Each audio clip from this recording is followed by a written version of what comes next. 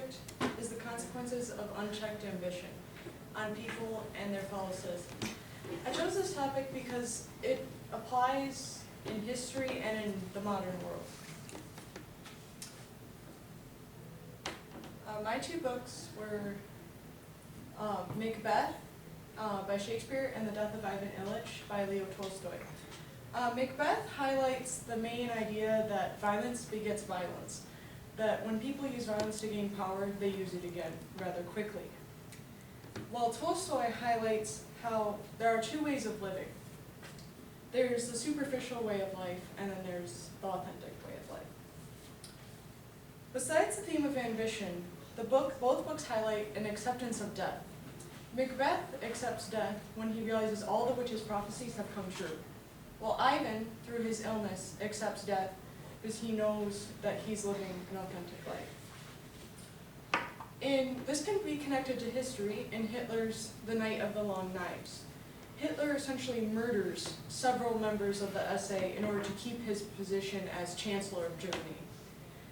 And this is kind of similar to the murder of Banquo in Macbeth, because he kills Banquo in fear of losing power. And this can be connected to modern times in the Syrian civil war. Assad is essentially fighting to keep power, and his struggle to maintain power can be connected to Macbeth and to Hitler and their struggle to constantly maintain power.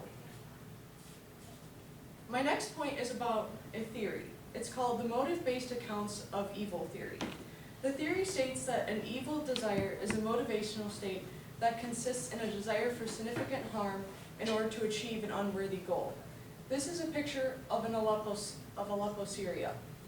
It shows the amount of destruction that Assad is willing to do to keep power.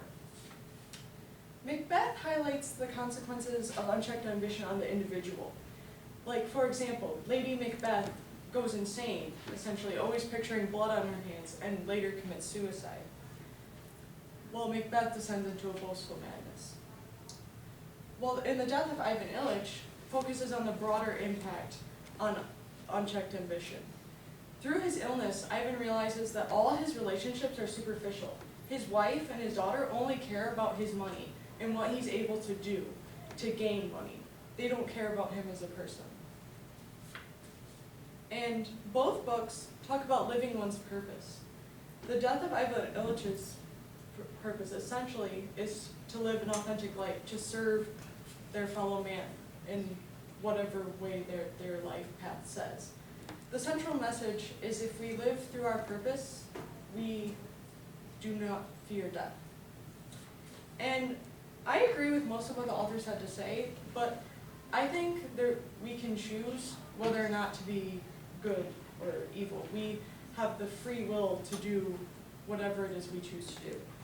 And through this project, I have learned that a lot of times the people we think would make the best leaders don't choose those positions because they don't want the power. They don't want to pursue the political minefield and do things that would be, to them, considered unethical. And thank you.